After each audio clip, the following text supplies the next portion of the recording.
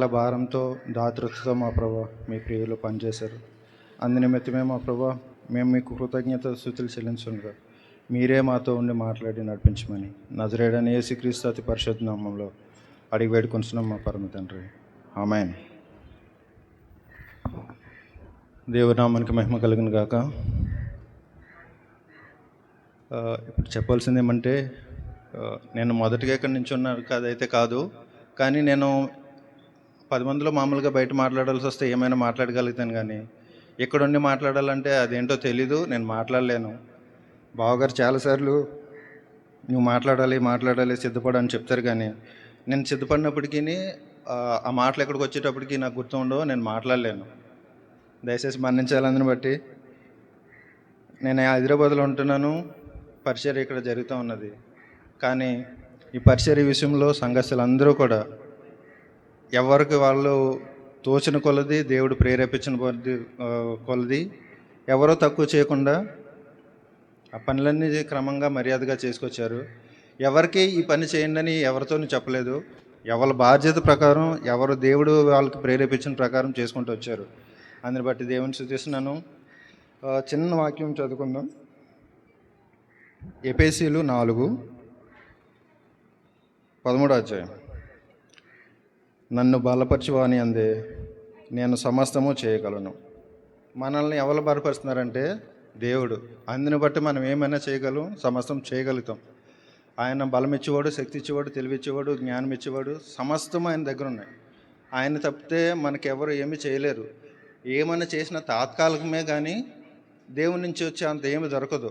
ఈరోజు మీరు బలహీనలై ఉంటే నేను వచ్చి 4 మాటలు చెప్పి ఓదార్చగలుగుతానేమో, కానీ ఆయన దగ్గర నుంచి వచ్చే ఆదరణ, ఆయన దగ్గర నుంచి వచ్చే బలము, ఆయన దగ్గర నుంచి వచ్చే గొప్ప కృప మనుషులుగా మనం ఇవ్వలేము.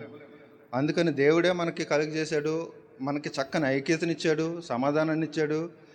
అందుని బట్టి దేవుని సూచిస్తున్నాను. అంత మంచి ఐక్యత, సమాధానంగా ఉండబట్టే ఇంత పెద్ద పని, ఇంత ఇదైనా సరే క్రమంగా మర్యాదగా జరగడానికి దేవుడు కృప చూపించాడు.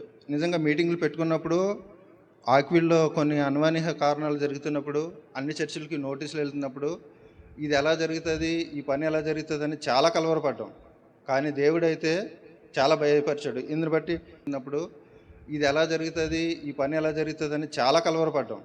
కానీ దేవుడైతే చాలా భయపరిచాడు. ఇందుని బట్టి యెహోషువ 1:9. నేను నీకు ఆజ్ఞాపించి ఉన్నాను కదా, నిబ్రమ కలిగి ధైర్యంగా నుండము, దిగులు పడకము, జడియకము. నీవు నడిచి మార్గములంతటిలో దేవుడు నీకు, యెహోవా నీకు తోడై ఉన్నాడు. ఆయన ఏం చెప్తున్నాడంటే, దిగులు పడొద్దు, అధైర్యపడొద్దు, భయపడొద్దు అని ఆయన వాగ్దాన రీతిగా చెప్తున్నాడు. అది మోసే అహరోనులకే కావచ్చు, కానీ మన జీవితంలో కూడా మనం అలవర్చుకోవాలి. ఆయన మనతో తోడున్నప్పుడు మనం భయపడాల్సిన అవసరం లేదు. ఆయన మనతో ఉన్నప్పుడు దిగులు పడాల్సిన అవసరమే లేదు. దేవుడు మనల్ని నడిపిస్తే కదా, అది ఎలాంటిదైనా సరే తప్పనిసరిగా ఆయనే తీసుకుని వెళ్తాడు. ఆయన పైన విశ్వాసం ఉంచి యథార్థంగా ఆయన అడిగిన వాళ్ళు ఇప్పుడు వరకు కూడా నష్టపోయిన వాళ్ళు ఎవరూ లేరు, నష్టపోరు కూడాను. మన మానవాతులుగా తప్పుపోతూ ఉంటాము, కుడి ఎడమకు జరుగుతూ ఉంటాం, కానీ మాట ఇచ్చిన ఆయన నమ్మదగిన వాడు. ఆయన కోసం ఎదురు చూసే వాళ్ళకి తప్పనిసరిగా ఆయన చెప్తున్నాడు కదా, ఆయన నీతిని, ఆయన రాజ్యాన్ని ఎతికితేనంట మనకి ఏది అవసరమో మనకంటే ముందు ఆయనకు తెలుసు. మనం భిన్నంగా నిరూపించినప్పుడే ఆయన మన గురించి, మన స్థితులన్నీ ఎరుగున్నాడు. మనం ఆయన చేపట్టుకుని ఉంటే కదా, ఆయన తప్పనిసరిగా మనల్ని నడిపిస్తూ ఉంటాడు. ఇంత పెద్ద ఈ మీటింగుల గురించి చాలా టెన్షన్ పడి, చాలా ఒత్తిళ్లు గురైనప్పటికీ దేవుడు ఆయన ఏర్పరచుకున్న విధానంగా దేవునామానికి మహిమకరంగా జరిగించాడు. ఒకటి, వాతావరణంలో దేవుడు కార్యం చేశాడు, కరెంటు విషయంలో కార్యం చేశాడు, పనులన్నిటి విషయంలో చక్కని ఐక్యత దయచేశాడు. ఇంకా పరిసర విషయంలో ఆయనే చూశాడు. అయ్యగారులు వచ్చి వెళ్ళే ప్రయాణాలన్నింటిలో ఆయనే కాపాడాడు. నిజంగా అయ్యగారులు వచ్చి వెళ్ళే టైంలో ఏదైనా చిన్న ఇబ్బంది కలిగినా సరే మనం ఆయన రాకపోతే ఏదో అసంతృప్తి కలుగుతూ ఉంటుంది. వాళ్ళు క్షేమంగా వచ్చారు, మంచి వర్తమానం, ఎంత చక్కని వర్తమానాలు ఇచ్చారంటే మీరందరూ శ్రద్ధగా గ్రహించుకున్నారో లేదో తెలియదు, కానీ మంచి ఈ గ్రామ అల్లుడు గారు అయిన సమీల్ గారు ఆయన చక్కని ఉపదేశం చేశారు. ఆయన కూడా ప్రత్యేక వందనాలు. తర్వాత మన యేసేపు గారు పాతాల మేరకు నుంచి ఆయన కూడా చక్కని మంచి మెసేజ్లు ఆయన ఇచ్చారు. ఇంకా హైదరాబాద్ నుంచి వచ్చిన సువనరాజు అయ్య గారు, ఆయన కూడా కీర్తనల గ్రంథం నుంచి సంఘంలో ఎలాగ ఉండాలి, సంఘస్థులు ఎలాగ ఉండాలి, పరిచర్య అంటే ఏంటి అనేది చాలా విషయాలు నేర్పించారు. తర్వాత అయ్యగారికి యాక్చువల్లీ సమయం లేదు, ఆ రోజు డేట్ ఇచ్చేసారు ఎవరు, జోనాథన్ అయ్య గారు. అప్పటికి కూడా ఆయన అయ్యగారు మీరు రావాలని చెప్పినప్పుడు ఎక్కడైతే డేట్స్ ఇచ్చేసారో వాళ్ళని అడిగి, అయ్యా నేను పోస్ట్ మీటింగ్ ఇక్కడ చేసుకొని వస్తాను, మీకు అభ్యంతరం లేదంటే వాళ్ళు కూడా సహకరించారు. అందుని బట్టి ఆయన 2-3 రోజుల నుంచి చాలా ప్యానిక్ అయిపోయి, చాలా బిజీ షెడ్యూల్లో కొద్ది ఒత్తిడితో ఉన్నప్పటికీ ఆయన డైరెక్ట్గా బెంగళూరు నుంచి విజయవాడ వచ్చి, విజయవాడ నుంచి ఇక్కడికి వచ్చి కనీసం ఇంట్లో కూడా రాలేదు. ఆయన స్టేజ్ దగ్గరకు వచ్చారు, వర్తమానం ఇచ్చి అక్కడి నుంచి మళ్ళీ వేరే వర్తమానం ఇవ్వాలని చెప్పి వెళ్ళిపోయారు. ఆయన ప్రయాణాలంతట్లో దేవుడు కాపుదలించాడు. మనకి చక్కని వర్తమానం, సంఘం ఎలాగ ఉండాలి, సంఘస్థులు ఎలాగ ఉండాలి. పౌలు గారు చెరసాలలో కొనపడిపోయిన తర్వాత సంఘానికి ఆయన వ్యక్తిగతంగాను, సంఘాలకి ఆయన రాసిన పత్రికల ద్వారా ఏమి రాశారు, సంఘాలను బలపరచడం గురించి ఆయన చెప్పారు. ఆయన కూడా నా కృతజ్ఞతలు. ఎలాంటి సమయంలోనైనా ఆయన వచ్చి మంచి వర్తమానం ఇచ్చారు. మనం విని వదిలిపెట్టకుండా అట్లా వాక్యానుసారంగా గ్రహించి అలా ఉంటే కదా మనకి దేవుని ఆశీర్వాదాలు. ఈ సువార్త, రక్షణ సువార్త సభలండి ఇవి. అంటే ఆత్మల్ని రక్షించడం కోసమే తప్పితే వేరే ఏమీ లేదు. ఈ సభలు పెట్టడం వల్ల మాకు ఏమంటే ఒక తృప్తి, ఆత్మలకి కొద్దిగా రక్షించబడతారు, రక్షించబడిన ఆత్మలకి ఇంకా కొద్దిగా బలంగాను, ఇంకా కొద్దిగా ఆత్మలో ఎదుగుతారని ఆ తృప్తి తప్పితే మాకు వచ్చే అంత ఏమీ లేదు. ఖర్చు ఉన్నది, ఖర్చు ఉన్నప్పటికీ కూడా నిజంగా సంఘస్థుల్ని మేము అడగలేదు, కానీ వాళ్ళకి ప్రేరేపించిన దాన్ని బట్టి చాలా ఆర్థికంగా సహాయం చేశారు, పనులన్నింటిలో సహాయం చేశారు. నేను రాత్రి పడుకుని పొద్దున్నే లేచేటప్పటికి నేను ఎర్లీగా లేచి ఉండేమో అనుకునేవాడిని, ఆ టైం వరకే వచ్చి పనులు చేస్తూ ఉండేవారు. ఎవరికి కూడా ఈ పని చేయండి, ఆ పని చేయండి అని ఎవరికీ చెప్పలేదు. అక్క మీ పేరేం పేరు? దుర్గాక. ఆమె బలహీనంగా ఉన్నట్టు కనపడుతుంది, కానీ పరిచర్య విషయంలో ఈ అక్కకు బాగోదు.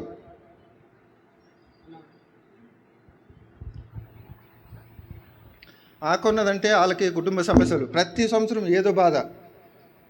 ఈమె ఉన్నారు, నాకు పేర్లు కూడా తెలియవు, వంట దగ్గర. ఇంకా ఆమె ఉన్నారు. అందరూ కూడా ఎంత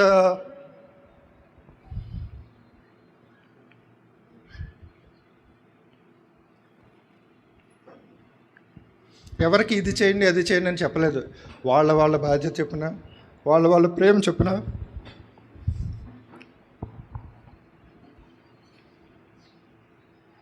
దేవునామానికి మహిమ పరిచే రీతిగా. యాక్చువల్లీ వాళ్ళు చూస్తున్నారేమో, వీళ్ళు చూస్తున్నారేమో, లేకపోతే వాళ్ళకి అంతకోసం వీళ్ళకి అంతకోసం ఎవరు పని చేయలేదు. కేవలం దేవుని పని ఇది, దేవుని కోసం పని చేయాలని మాత్రమే పనిచేశారు. అందుని బట్టి మీ అందరికీ పేరున కృతజ్ఞతలు తెలియజేస్తున్నాను. నేను దూరంగా ఉన్నప్పటికి కూడా తల్లిగారిని మంచిగా ఆదరిస్తూ పరిచర్య విషయంలో చాలా ప్రోత్సహిస్తూ ఉంటున్నారు. మీకు తప్పనిసరిగా నా నిండు వందనాలు. ఇలాగే పరిచర్యలో ఐక్యత కలిగి ఒకరికొకరు పురుషోపించుకుంటా చేయడం వల్ల సంఘానికి చాలా మేలు. నిజంగా ఇక్కడ చేసిన ప్రతి ప్రార్థన దేవుడు ఆలకిస్తున్నాడు, కార్యాలు జరుగుతున్నాయి, ప్రతి ప్రార్థనకి జవాబు జరుగుతుంది.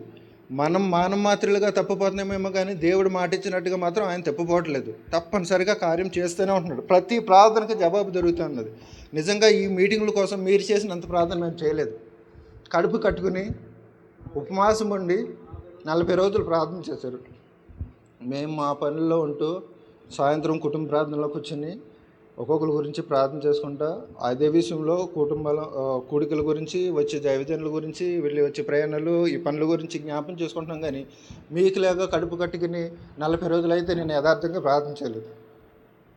అంతగా ప్రార్థన చేస్తే గొప్ప సంఘాన్ని దేవుడిచ్చాడు.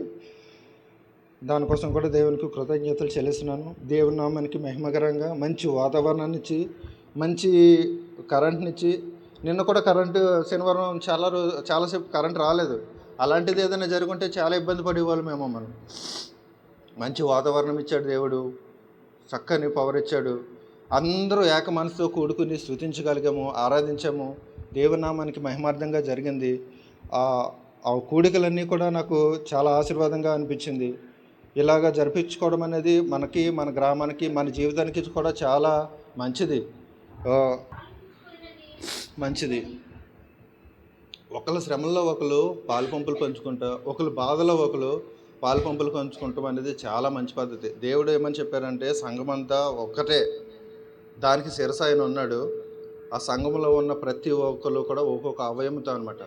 ఇప్పుడు మనం అన్నం తింటున్నామంటే వండుకుంటానికి చెయ్యి కావాలి, కలుపుకోవడానికి ఏళ్ళు కావాలి, చెయ్యి కావాలి, మైండ్ పని చేయాలి, నాలుక రుచి చూడాలి, పళ్ళు నవలాలి, ఇవన్నీ లోనికి వెళ్ళిన తర్వాత అది జీర్ణించుకోవాలి. ఇవన్నీ చేస్తేనే మన బాడీకి కావాల్సిన అన్నీ దొరుకుతూ ఉంటాయి. అలాగే సంఘస్థులందరూ కూడా ఒక్కొక్క అవయవం లాగా, ఏ అవయము పని చేయకపోయినా సరే అది ప్యారలైజ్ అయిపోతూ ఉంటుంది, అది పని చేయదనమాట. అలా కాకుండా అందరూ పని చేసుకుంటూ ఉంటేనే ఆ శరీరానికి అంతటికీ జీవం వస్తూ ఉంటుంది. అలాగే మన సంఘం అందరం కూడా అందరూ కలిసి ఏక మనసుతో ఉండి ఒకరికొకరు పురుకొల్పుకుంటూ ఒకరికొకరిని సమాధానపరుచుకుంటా, ఎవరు బాధలో ఉన్నా సరే వాళ్ళ గురించి కన్నీరు కార్చి ప్రార్థన చేయడం, ఎవరన్నా సంతోషంలో వాళ్ళ పంపులు పంచుకోవడం, ఇలా చేయించడం వల్ల ఇది దేవునికి మంచి ఇంపైన సువాసనగా ధూపంగా ఉంటుంది. ఇలాగ అందరూ కూడా ఐక్యత కలిగి ప్రతి విషయంలో ప్రతి ప్రార్థనలో ఉందాము.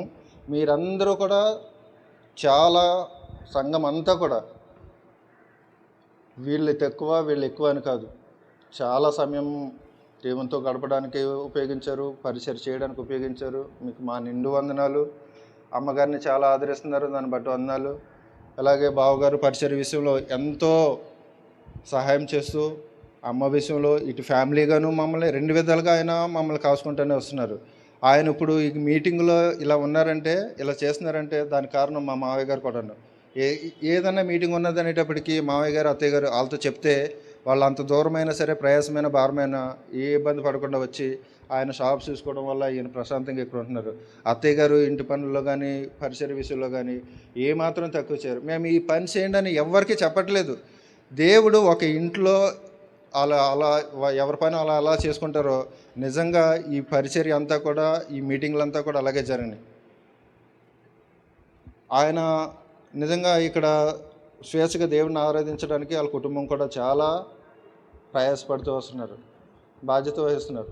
అలాగే గుంటూరు నుంచి కూడా అత్తమ్మలు వచ్చారు, వాళ్ళు కూడా వస్తారనుకోలేదు, కాలే మాట చెప్పాము, వాళ్ళు వచ్చారు. వచ్చిన వాళ్ళు కూడా అంతే, ఈ పని చేయండి అని చెప్పవలసిన అవసరం లేదు, వాళ్ళే కలబడి పని చేసుకుంటూ ఉంటారు. అలాగా దేవుడు గొప్ప ఐక్యతను దయచేశాడు. ఎవరిలో కూడా సైతాను మేము ఎందుకు చేయాలని మనసు కలిగిందంటే ఎవరు చేయలేరు. ఇది మా వల్ల అయింది కాదు, దేవుడే ప్రేరేపించి చేశాడు. ఈ పని చేస్తే కదా దేవుడు మనకి తప్పనిసరిగా ఆ దీవెనలు ఉంటాయి. పరలోకమందు మన ఫలం మనకు ఉంటుంది. ఈ లోకంలో కూడా దేవుని కార్యాలు చేయడం వల్ల చక్కని దీవెనాశీర్వాదాలు మనం పొందుకుంటాం. ఇప్పుడు మనకు తెలియదేమో కానీ దేవుడు ఎప్పుడు ఎక్కడ ఎవరిని ఎలా ఏర్పరచాలో, ఆయనకి ఎలాగా మనకి చూసుకోవాలో ఆయనకి తెలుసు. మనం మానమాతులుగా నాకు ఇప్పుడు ప్రార్థన చేశాను కదా రాలేదు రిప్లై అనుకుంటాం, కానీ ఆయనకి తెలుసు ఎప్పుడు ఇవ్వాలనేది.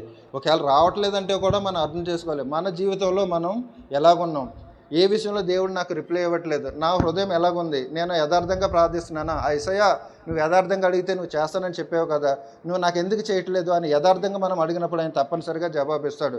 ఒక లేట్ అవుతుంది అనుకుంటాం, కొన్ని విషయాల్లో అప్పుడే జరగాలి కార్యం. ప్రార్థన చేయగానే కూడా కార్యం జరుగుతూ ఉంటుంది. ఆయన మీ కుమార్తె బతుకున్నదన్న సమయంలోనే అక్కడ ఆమె బతుకుంటుంది. అంటే విశ్వాసం అప్పుడు అక్కడ పని జరగాలి, అక్కడ జరిగింది. ఆ విశ్వాసం ఆవిగంతంత విశ్వాసం మన దగ్గర ఉంటే దేవుడు తప్పనిసరిగా కార్యం చేస్తానని చెప్పాడు. యథార్థంగా అడిగేదాన్ని మాత్రం ఆయన ఏమాత్రం తోసివేయడు. మన రక్షణ అనుభవంతో మనం కలిగిన రక్షణ బట్టి దేవుని అడిగింది ప్రతిదీ తప్పనిసరిగా దయచేస్తాడు. ఒకరికొకరు ఇలాగే దేవుని సన్నిధిలో యథార్థం కలిగి జీవిస్తాం. నిజంగా మీరు చేసిన పరిచర్య కొరకే తప్పనిసరిగా చేతులెత్తి మీకు కృతజ్ఞతా స్తుతులు చెప్తున్నాను. ప్రతి ఒక్కొక్కరు పేరున నాకు పేర్లు కూడా తెలియవు, కానీ అందరూ కూడా చక్కగా అందించారు. అందుని బట్టే చక్కగా దేవుని నామానికి మహిమకరంగా జరిగింది. ఒక్కొక్క సంఘంలో ఉన్నదంటే నన్ను పలకరించలేదని బాధపడే వాళ్ళు ఉంటారు, నాకు పిలవలేదని బాధపడే వాళ్ళు ఉంటారు, నాకు భోజనం పెట్టలేదని ఉంటారు.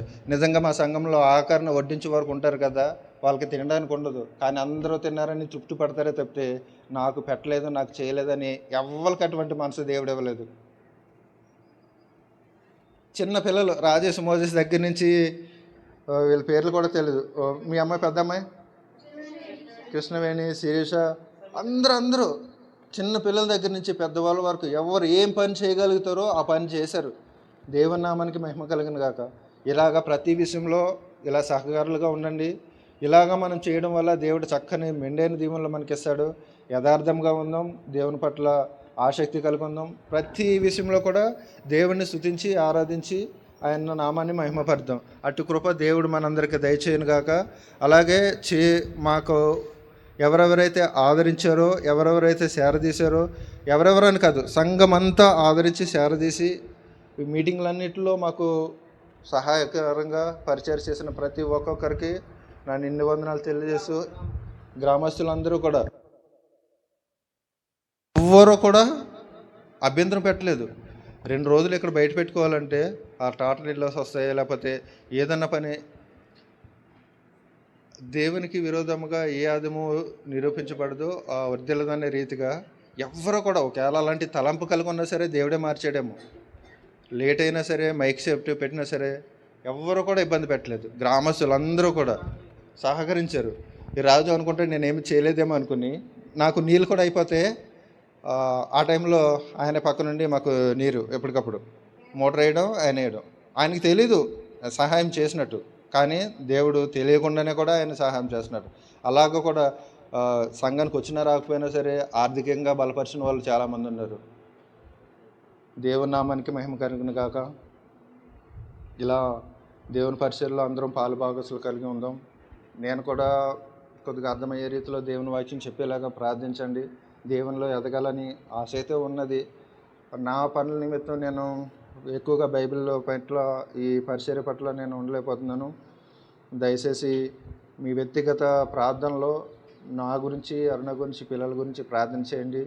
దేవుని చిత్తమైతే ఇక్కడ పరిచర్యలో మేము కూడా పాలు భాగస్తులు అయ్యిండి అనేక ఆత్మల కొరకు ప్రార్థన చేసేలాగా మేము కూడా నిలబడాలి.